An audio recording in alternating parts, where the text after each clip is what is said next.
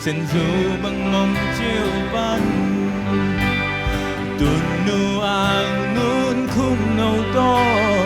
kêu bằng hồng khăn xóa áo hồng nhìn na công khung em na chú hiếu hồng mà gai tuần nu na cần nun na làm pi tunuo sen tunu mimbang piana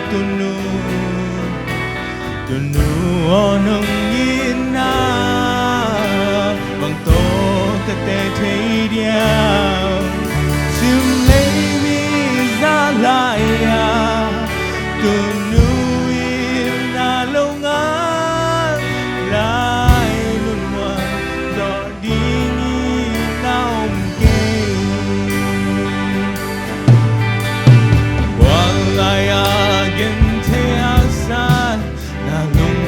boy na te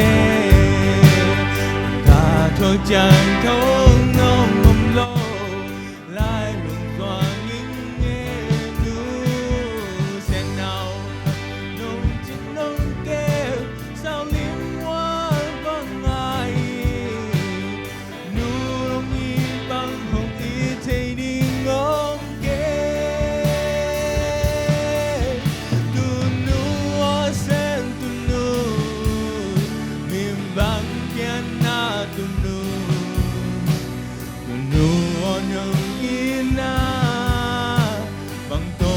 te thấy điao sim lấy mi ra lại à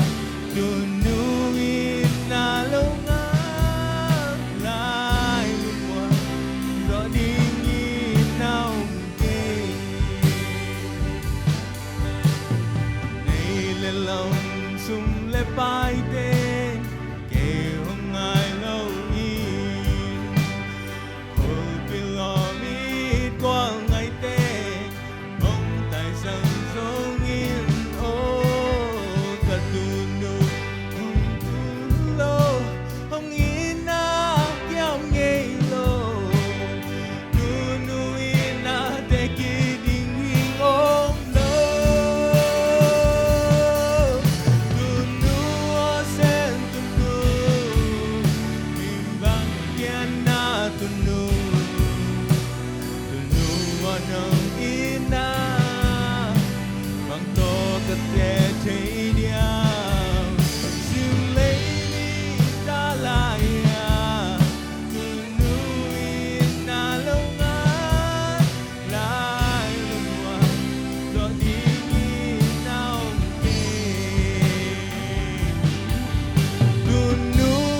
sen tunu miền bang piana tunu nong ina bang to kate thấy điao sim lấy mi ra lại à tunu ina lâu ngã lại thôi đi nào kê. Nung kama mai lên happy Mother's Day.